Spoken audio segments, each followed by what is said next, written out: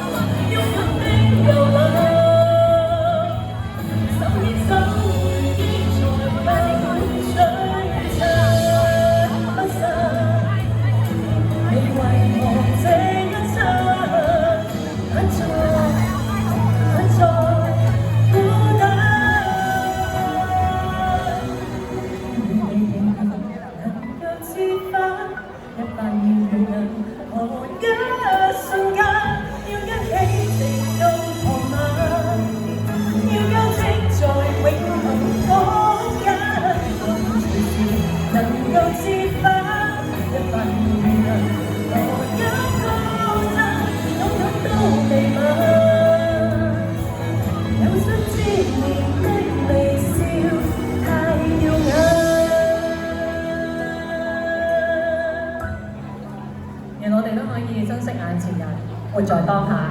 下一位，請嚟俾啲掌聲。